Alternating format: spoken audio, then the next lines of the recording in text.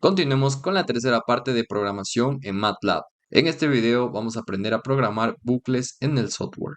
Recordemos la definición de bucle. Es como una estructura de control que permite ejecutar un bloque de código repetidamente mientras se cumpla una condición específica.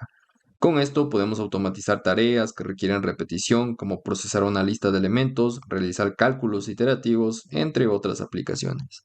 Para aplicar esa definición en MATLAB, empecemos con un ejemplo sencillo. Voy a abrir un nuevo script y vamos a crear un pequeño programa que me va a empezar preguntando cuántas personas ingresan. Puede ser a una determinada empresa o también otro caso. Y después de esa pregunta, asimismo, me va a empezar a preguntar el nombre de cada una de esas personas hasta completar el número que yo acabo de responder en la primera pregunta. Y al último, me va a mostrar el nombre de todas esas personas que han ingresado. Voy a empezar creando una variable. Aquí voy a utilizar funciones que hemos visto en anteriores tutoriales. Les recomiendo ir a verlos para que se entienda en su totalidad. Utilizamos la función input y aquí voy a preguntar ¿cuántas personas ingresan? Dejo un espacio, cierro apóstrofes y cierro paréntesis. También le podemos aquí generar un salto de línea. Ya tengo la variable con el número total de personas. Ahora yo quiero la variable que va a contener todos esos datos. Por ejemplo, le voy a dar este nombre. Y en esta variable yo voy a crear una matriz que va a contener todo tipo de datos. Puede ser de texto, números, etc. ¿De cuántas filas? Yo quiero que tenga el mismo número de filas que el número de personas que ingresan. Es obvio, ¿no? Porque cada nombre debe tener su lugar. Entonces aquí coloco esa variable j y prácticamente yo quiero una columna en donde muestre los nombres de todas esas personas. Si quisiera asignar más datos, crearía más columnas. Cierro paréntesis. Ya tengo la variable en donde se van a almacenar los nombres de todas las personas que ingresan. Ahora, yo quiero que el programa me pregunte el nombre de cada una, el nombre de la persona 1, el nombre de la persona 2, hasta llegar al total. Se vuelve un proceso iterativo. Por lo tanto, necesito generar un bucle para que cada nombre se vaya asignando a esta variable. Voy a utilizar el bucle for, escribo un espacio, utilizamos una variable como contador. Esta va a ser igual, puede ser cualquier letra, desde 1 hasta ¿cuántas iteraciones va a tener este bucle? Yo voy a ir ingresando el nombre de personas. ¿Cuántas personas serán? J. Por lo tanto, será desde 1 hasta J. Pulso Enter. Ya estamos dentro del bucle. Yo aquí quisiera que antes que me pregunte el nombre de cada persona, me muestre que es la persona 1, la persona 2. Por lo tanto, voy a hacer uso de esta función que ya hemos utilizado en tutoriales pasados de esta sección de programación. Abro paréntesis. Aquí teníamos que escribir entre apóstrofes un comentario, por ejemplo, persona. Le voy a colocar número. Y aquí voy a definir ese valor. Tenemos que escribir el porcentaje. 1 punto, ¿cuántos decimales quiero aquí? No quiero ningún decimal porque quiero que diga persona 1, persona 2, etc. Cierro apóstrofes y con una coma, ¿cuál será ese valor que irá en esta ubicación? El valor de i, porque i en cada iteración irá cambiando de valor desde 1 hasta j. Por lo tanto, le voy a colocar i. Cierro paréntesis, pulso enter. Ahora yo voy a escribir el código con el cual el programa me va a preguntar cada nombre. ¿En qué variable yo voy a almacenar cada nombre? En esta. Por lo tanto, le escribo. Yo quiero que el primer nombre se me almacene en la primera fila de esta variable, el segundo en la segunda fila y así sucesivamente. Por lo tanto, voy a abrir llaves. Estoy trabajando con una matriz que tiene varios tipos de datos. Por ejemplo, hay tipo texto, números. Si es que ustedes estuvieran trabajando con matrices que solo tuvieran números, aquí podrían trabajar directamente con paréntesis. Pero en este caso, tenemos que trabajar con llaves. Tenemos también datos tipo texto.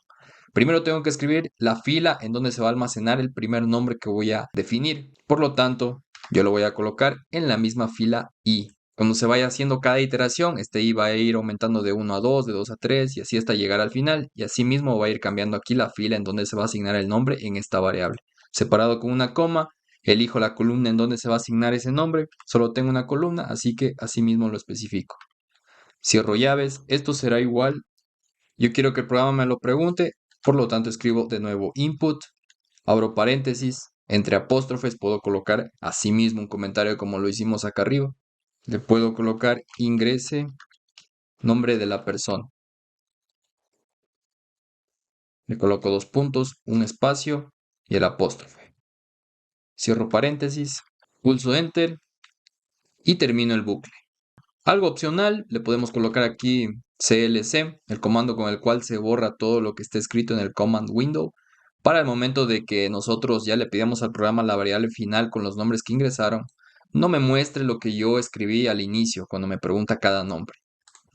Finalmente, le voy a colocar aquí un mensaje.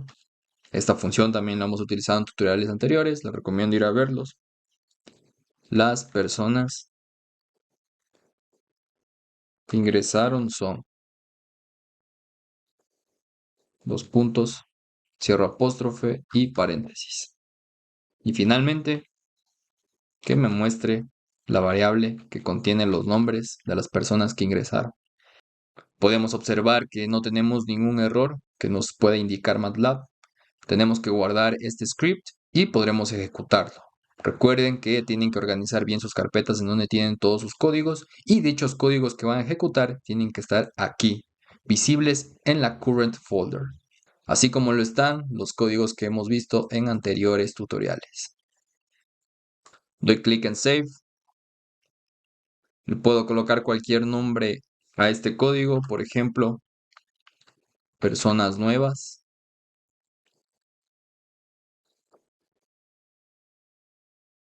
Antes de ejecutar, aquí me percato que me falta indicar el tipo de formato, será tipo float. También le voy a asignar un salto de línea. Recuerden que se lo hace con esta barra invertida y con la letra N. Con todo esto, ahora sí, ejecutamos el programa. Inmediatamente el programa me pregunta, ¿cuántas personas ingresan? Le voy a colocar un total de 4. Al colocarle eso, se me crea una matriz de 4 filas y una columna. Y también ya estamos dentro del bucle. El bucle será desde que i vale 1 hasta que i vale j, es decir, 4. Asimismo vemos el efecto de esta función. Me pregunta persona número 1. Aquí podemos ver que aquí especificamos ese valor, el salto de línea desde aquí hasta la palabra ingrese y el valor i que está representado aquí mismo. Es donde podemos observar. Ahora me pregunta ingrese nombre de la persona. Ese dato se va a almacenar en esta variable en la fila i, en este caso la fila número 1. Muy importante aquí colocar los nombres entre apóstrofes para no tener errores. Pulso Enter, seguidamente se acaba una iteración, vuelve a ocurrir otra. Ahora i pasa de 1 a valer 2. Por lo tanto aquí, inmediatamente también, podemos observar que me dice ya persona número 2, ingrese el nombre de la persona, pero ahora como i vale 2 se me va a almacenar en la segunda fila. Coloco el siguiente nombre. Volvemos a tener otra iteración. Y esta sería la última iteración. Es la persona número 4 y recordemos que el bucle es desde 1 hasta j, es decir, 4. Escribo un nombre más. Pulso Enter y podemos observar que el bucle ha terminado. Se ha cumplido la condición que yo definí en función de esta variable i de valer desde 1 hasta 4. También podemos observar expresada esta línea de código que me muestra al final lo que vale esta variable. Cabe recalcar que el objetivo de esto es mostrarles cómo poder programar un bucle en MATLAB. De ahí este tipo de programas para indicar nombres de personas lo podrían hacer tranquilamente en Microsoft Excel y aún así también almacenar más datos. Creo que ahí sería más práctico. De ahí lo que es MATLAB yo más lo ocupo para hacer cálculos avanzados, ya sea mediante matrices o también expresar resultados mediante gráficas. Ahí sí, para mí es muy aplicado. En cuanto a Microsoft Excel, yo creo que también pueden manejar grandes bases de datos, incluso aquí aumentarles edades o más datos personales a todas las personas que tengan esa base de datos. Incluso creo que hasta este punto será igual que Microsoft Excel. Si ustedes se van acá al Workspace, abren esa variable, tienen igual como una hoja de cálculo. En la primera columna, los nombres, acá podrían indicar más datos personales de estas personas y trabajarlo a sí mismo normal. Este programa también lo hubieran podido hacer con el bucle while. Únicamente la diferencia es que esta condición pasaría a estar aquí dentro del bucle y es importante colocarla porque si no ese bucle nunca terminaría. Esa es la única diferencia. Yo creo que este ejemplo ha sido muy ilustrativo para mostrarles cómo funcionan los bucles en MATLAB. La clave está aquí. colocar muy bien esta condición, los límites acorde a lo que yo necesito, al número de datos que voy a ingresar y también aquí, anotar muy bien la referencia en donde yo quiero almacenar cada variable. Como les digo, unos bucles pueden ser así de pequeños, otros también pueden ser muy grandes, pueden tener un bucle dentro de otro bucle, cosas que ya vamos a aplicar más adelante porque sí se lo requiere a veces en cálculos que son un poco ya más complejos, pero que los iremos viendo con el tiempo. Hasta este punto creo que ya tenemos una idea de la programación básica en MATLAB. Lo que nos queda es juntar todo lo que hemos visto a lo largo de los tutoriales. Como les mencioné, puede haber un bucle dentro de otro bucle, pueden haber ahí condicionales también, gráficas que están en función de condicionales. Todo eso en una función ya depende del caso de cálculo que ustedes tengan. Veamos más ejemplos. Aquí tenemos una función, la cual contiene un bucle. Podemos leer la parte textual de esta función que calcula las áreas de acero de refuerzo de cada fila del armado en la columna con su respectivo peralte efectivo. También se calcula la cuantía de la columna. En otras palabras, esa función me va a devolver una variable que contiene esta matriz. La primera columna contiene el área que provee esta fila de armado, que serían estas 5 varillas de aquí. La segunda fila, el área que provee esta segunda fila mismo de armado. Y la tercera y la cuarta, así respectivamente. También el peralte efectivo de cada una de estas filas de armados. De 1 representa la distancia desde este punto hasta el centro de la primera fila de armado. Asimismo de la segunda, tercera y cuarta respectivamente, todas las distancias desde este punto hasta el centro de cada fila de armado. Y adicional a eso se calcula el área de acero de toda la columna en total para calcular la cuantía. Para entenderlo mejor, pueden leer la parte textual. Aquí sabemos que h representa la altura de la columna y también la unidad en cual está asignado cada variable. La base de la columna. Esta variable de aquí representa el diámetro de varillas de esquina, que ya sabemos que siempre son 4. Esta variable de aquí representa el diámetro de varillas paralelas a la base, serían las que estoy señalando en la figura. También los diámetros de varilla paralelas a la altura y asimismo, número de varillas paralelas a la base, las que estoy señalando, en este caso esas 3, y número de varillas paralelas a la altura, en este caso serían 2. Tenemos el recubrimiento efectivo. Con efectivo hacemos referencia al recubrimiento ya medido desde el borde de la columna hasta el centro de la varilla longitudinal. Se acaba la parte textual, tenemos un conversor de unidades para trabajar todo en centímetros, por lo tanto las respuestas también estarían en unidades de centímetros, tanto los datos como áreas de acero de refuerzo y peraltes efectivos, la cuantía ya sabemos que es adimensional. Tenemos los cálculos de áreas, cálculos de barras paralelas a la base, serían las paralelas a la altura, el área de acero total en la columna, la separación vertical, un dato muy importante para calcular los peraltes efectivos de cada fila de armado. Tenemos la fórmula de cuantía y finalmente llegamos al bucle. Tenemos aquí en esta variable, la cual empieza la función, la primera, se va a crear una matriz de ceros. Aquí ya no utilizamos la función cell como en el ejemplo anterior porque aquí únicamente tenemos datos de números. No existe ningún dato de texto, por ejemplo. Entonces podemos trabajar directamente con esta función de ceros y definimos esto entre paréntesis. Aquí también, como ustedes pueden observar, las referencias de ubicación de cada una de estas áreas y peraltes efectivos está entre paréntesis porque estamos trabajando directamente una matriz compuesta de números sin ningún otro tipo de dato. Estoy creando una matriz de ceros. Esta matriz tendrá el número de filas igual a 2 veces representando las varillas de esquina más el número de varillas paralelas a la altura. Ahí tendré el número de filas de armado. Aquí también necesito 2 columnas. En la primera columna estarán las áreas de acero de refuerzo y en la segunda los peraltes efectivos de cada fila de armado. Por lo tanto, así es como yo formo el bucle. Como necesito aquí este número de filas, asimismo necesito ese mismo número de iteraciones totales. Será desde 1 hasta 2 veces más el número de varillas paralelas a la altura. Y aquí podemos observar un claro ejemplo de un condicional dentro de un bucle. Tenemos dos condiciones. La primera es si i es igual a 1 o, recordemos que estas dos barras verticales significan o, es decir, si se cumple esta condición o esta condición, se va a ejecutar esta consecuencia.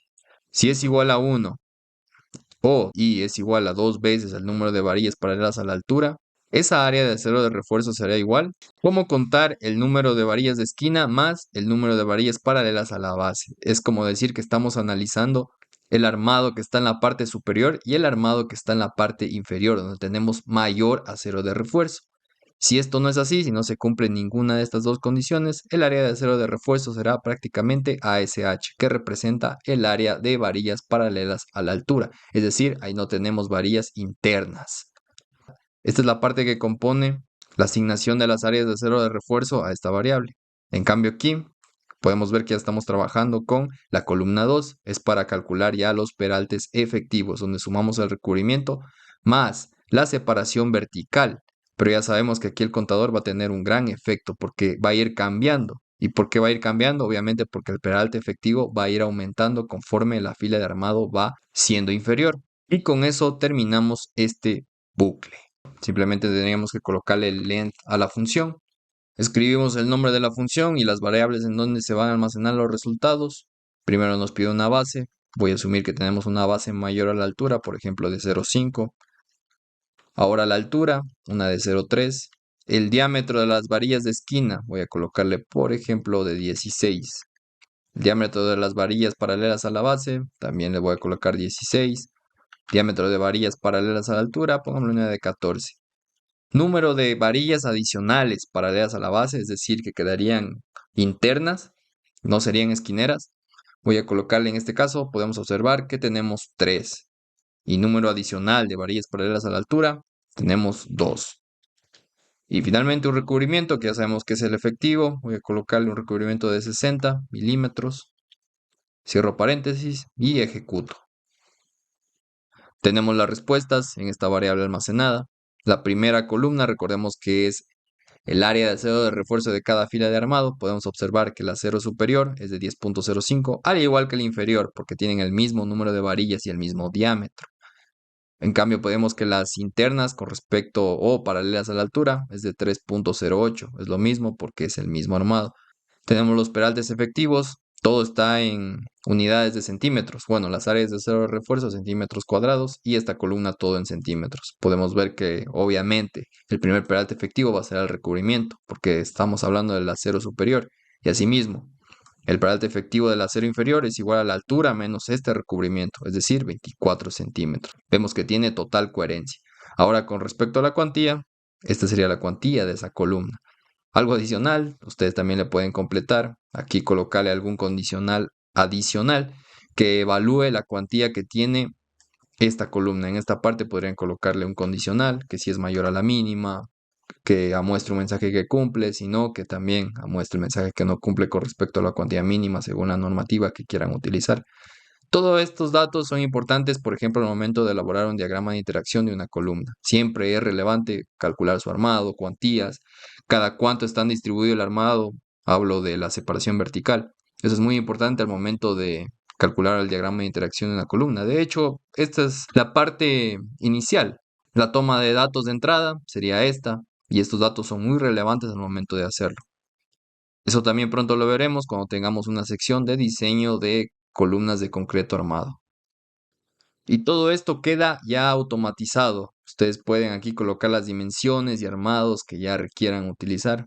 Puedo incluso cerrar ya todos esos programas y funciones y aquí colocar de nuevo para hacer otro ejemplo. Pueden observar los datos de entrada. Me invento una columna de 0,5 por 0,5, varillas de 20, todas de 20. Y ya sumamos varillas adicionales internas de 2 y 2. Recubrimiento de 55. Y pueden observar los resultados. Cuantía, área de acero de cada fila de armado y peralte efectivo, asimismo de cada fila de armado. Hemos llegado a la parte final de esta sección MATLAB básico. Créanme que con esto ya podemos automatizar procesos que puedan ser complejos, realizarlo manualmente. Cabe recalcar que me refiero a aplicaciones de ingeniería civil, que es lo que vamos a ver aquí. Después de aplicar todo lo que hemos aprendido y analizando el alcance y apoyo que tengamos con todas estas secciones, podemos crear una sección más de MATLAB, un MATLAB intermedio, donde podamos aprender sobre el desarrollo de aplicaciones, aprender Simulink para realizar simulaciones, el cual ya es un entorno de programación de más alto nivel. También podemos realizar LibScript y más áreas y aplicaciones que tiene este grandioso software. Conmigo será hasta la próxima.